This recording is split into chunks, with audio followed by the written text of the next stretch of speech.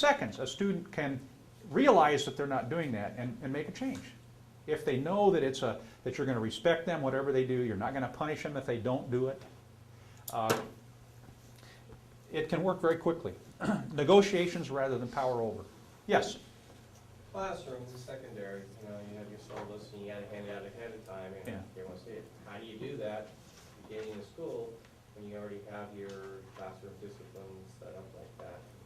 And you come to the kid and say, all right, now we're going to, did you just say we're going to throw this out? We're going to make our own rules now? How bad would that be if you said to the kids at the beginning of the year, you were here last year and the year before and you were in my class and I had these rules. But I've decided maybe there's a better way to make rules. And I want to just take a little time this year and I want to find out what you think about rules. Would that be a bad thing? And say, you know, I'm not perfect. I've been teaching a long time, but I went to this class this summer and they thought maybe I could be a lead manager instead of a boss manager. And I recognize that sometimes I've been a boss manager. And they'll say, what's a boss manager? You can teach them what a boss manager is. Now, it's dangerous because you're putting yourself kind of out there for them. And you can even say, you know, I might even slip back to this boss management thing, but I want to try this lead management thing. It also has consequences. Yeah. That's why I used to do a 7th and 8th. We would make the rules at the beginning of the year, but we would make the consequences. Yeah. And there was 2 or 3 major rules. There were school rules that were, you know. Yeah. You know, but if they make the rules, oftentimes they ended up reminding each other. Yeah. You know, it's not, and it wasn't. Mr. Jackson doesn't like that. And it's a classroom rule that they're not supposed to make fun of each other or something, you know, to that. Yeah, I would suggest that the one thing I'd suggest for you is be careful with making the consequences ahead of time. I knew a principal one time who had a big book, and he had thought up every possible infraction that a student could commit. And he had a response for every one of them, a consequence. Now, they didn't need ad counsel because if a kid did something wrong, you just look it up in the book and there it was. And you just lay it on them. Now, the question I would say is that going to bring you closer to that kid or take you further apart? Maybe, probably further apart. And I would say that a lot of that stuff that we put consequences on, natural consequences might take the place of that if we didn't tie ourselves to a specific consequence, like the 2-week suspension rule. A lot of kids could have redeemed themselves in a day and a half. There were other kids that I don't think ever we got their attention. They came back after 2 weeks, but we didn't have them back. They hadn't made any changes. But our 2 weeks was up. They'd served their time, so they're coming back. But we weren't any closer to having them on our page. I think we would have been closer to having them on our page if we'd said, boy, I just feel so bad that you're out of class now or out of school. And, we've talked about the behavior that got you there, and I wish we didn't even have to send you home at all. But as soon as you can make a plan, if you can figure something out to come back, I'd love to have you back. Would you mind writing something down while you're home? Let your parents know that I want you back. That I'm not trying to punish you. It is nothing. I'm not trying to get even for anything. I wish you could stay here, but right now your behavior has just precluded that from happening right now. But talk it over with your parents. See if you can make a plan and write it down. And as soon as you got it ready, give me a call. We'll make an appointment and we'll talk it over. I'm not just let you come back, but we need to make sure we're on the same page when you come back. So, can you do that? And if you got an ad counsel, you say, well, we'll schedule an appointment with ad counsel and you can explain your plan to them.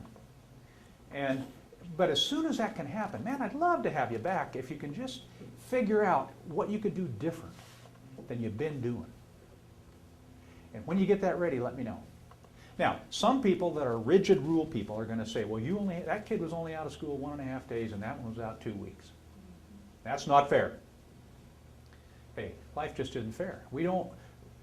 Do you want me to treat your kid like I do every other kid? Absolutely, with no exceptions. Do you want me not even to think about your kid as an individual? Do you want me to treat your kid just like I treat every other kid? Nobody wants that. Everybody wants you to treat their kid as though it's the only one in the world. And so you ask those people questions like that. Would you want me to treat your kid the same way that I did every? Or do you want me to really try and understand your student and work directly with your student and make a difference in their life? So I would say, yes, often you'll have to throttle them back. If you give them a chance to make rules for the classroom, they'll get carried away, especially with the consequences. And you'll have to throttle them back. Say, well, are you sure you want to be that tough, you know? Are you sure that's what you want to do? I think typically the students are harder on themselves than we are. But you work out these things, and you can even role play conflicts. You can say, well, what happens if somebody does this? How could we handle that? And role play that situation with the kids. You be the student and have them be the teacher. And role play stuff like that. It's a great tool. Glasser uses role play a lot to teach choice theory. If you do the formal training with the Glasser Institute, probably half of the time that you're in training, you'll be doing role plays. All kinds of situations. And I don't know if we'll have time. I never can remember what time we're done. 3 o'clock? We're going to make it. It's 2:30 now, so is it 3? Yeah, 3. Okay, we're okay. There'll be time for questions and answers as well. Where was I? Let's keep going.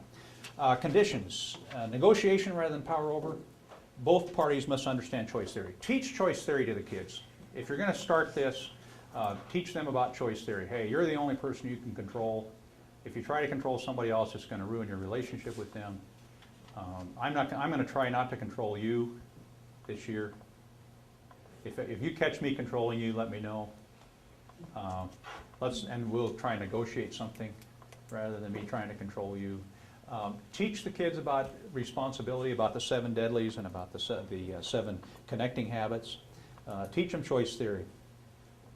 So what are the outcomes of lead management? It develops high self-esteem. Ellen White talks about that. We shouldn't destroy the will of students. We need to teach them how to make appropriate decisions without somebody looking over their shoulder. So lead management develops high self-esteem. The students feel like we're going to negotiate things with them, and we're going to listen for their input, and we're going to come to joint solutions rather than, okay, I'm just going to have to listen to what you say to me. That develops high self-esteem in students. Hey, the teacher cares enough about me, he's going to listen, and we're going to work this out together. We're going to be partners here. I'm not the plebe here. We're going to be partners. Promotes acceptance by the student and the employee because of mutual involvement and ownership. Minimizes resentment. Again, how can you resent something that you've worked out together with someone else? Solutions are more effective since they reflect mutual need fulfillment. And develop student-employee thinking and problem-solving skills. This is one of the things that Deming brought to the auto industry. When Glasser was influenced a lot by W. Edwards Deming. And Deming said if you have these production line workers and all they think they're doing is screwing 2 bolts into a car as it goes down the conveyor belt. They don't have any interest in the end product. They're just doing a role. But if you have meetings and you include them in the decision making, is there something we could do better about your part of the production line? Is there a way that we could make this more streamlined? Could we move something that would make your job easier? And show them that their part of that project leads to a really nice car down there at the end. Will the employees be more interested in doing quality work if you do that? And the answer is in the Japanese cars we drive. Deming tried to sell it to Detroit back in the 70s. And they said, forget you, we know how to build cars. And so Deming went over, and Japan has knighted him and all kinds of stuff. He's a big guru in Japan. But he revolutionized their automobile industry in Japan by just saying, you need to listen to the workers, and you need to make them a part of the decisions that you're making. You need to lead them rather than boss them. And it sure worked for Japan. So they think more and problem solve more in a lead management situation. And power over is not needed. You don't have to say it's going to be my way or the highway.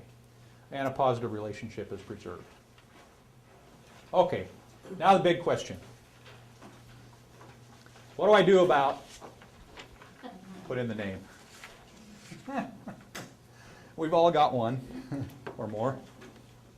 Dealing with difficult students or employees. Glasser would say stop the punishing cycle. That will surprise them, and it will lead to a lot more creativity on your part. If you say to a student who misbehaves, I'm not going to punish you, that'll be a surprise. And it could lead to creativity. If you said, hey, I've been doing this all my life, I want to quit this punishing business. Let's see if we can figure something else out to do now. Choose different behaviors. Just choose something else. The only person you can control is yourself. You can't control what they do, but you can control what you do. Just choose a different behavior. And Glasser would say eliminate the fear of failure.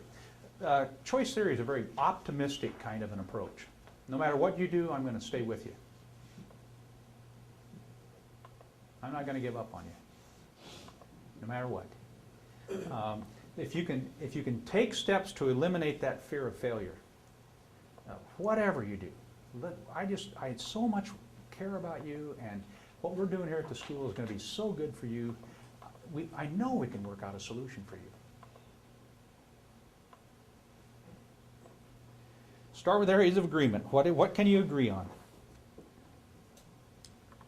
And then work to the problem. Take the time that you need to negotiate up front.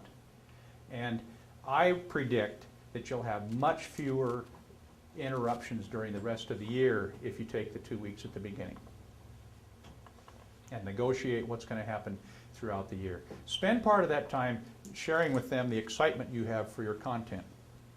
You can do that much content during that 2 weeks. Spend part of that time just getting them jazzed about what you can't wait to teach them this year and how useful it's going to be for them. How you just can't wait to get into this stuff, but you know that more important than the stuff is to connect with them and to be together on this thing. And so you can infuse that whole thing and talk about the excitement you have and see if a little of that doesn't catch on with them before you ever start with Chapter 1. I know we want to get into Chapter 1 so bad.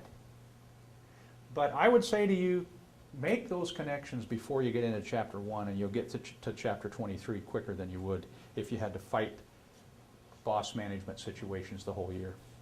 What about, beginning of school year, here it is, second week. Uh-huh. And parents are saying to their kids, how come you don't have any work? Yeah.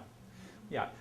You have to share with the students what you're doing. You have to say, you know, I just happen to believe some guy came and talked to us this summer, and he convinced me that we'll catch up. We'll get more done if we get working together at the beginning. If we work all this stuff out at the beginning, I just believe that we can finish the book, and maybe even go beyond the book. We're not even going to be tied to the book. I think we can, if we can solve all these problems that get in the way all during the year, kids getting kicked out and misbehaving and throwing stuff and all that, if we can get that all solved at the beginning, man, no question what we can do later on. So you have to let them know and be ready to answer that question from the parents. Just be ready to say, I just really believe that I've got to connect with your kid before I can teach him. Yes. The happiest class and the best one historically in my administration was a teacher who took 2 to 3 weeks. She had first grade to just connect with the kids. Yeah. And I had parents pouring into my office saying, they're not doing anything, they're not even doing what they did in kindergarten. And I said, okay, I'm going to allow you to give my teacher 3 weeks. And if after 3 weeks you feel the same way, none ever can. Yeah. Again, I think you have to be open with the parents and just say, you know, I just happen to believe that if I can connect with your kid, I can teach them a lot better than if they're out there somewhere. Would it be a good idea to write a letter explaining a little bit? Sure. To the parent? Yeah. And one thing I would say, you know, I'm sharing with you a whole new paradigm. No. And I would say don't go back and without telling anybody what you're going to do, just start doing something different. Especially the grading piece, you know, if you went back, you know, I said, well, I taught these classes, and I could get away with that because it was college, you know, and nobody was looking over my shoulder too tight and all that. And I was the principal of the school when I did the AB.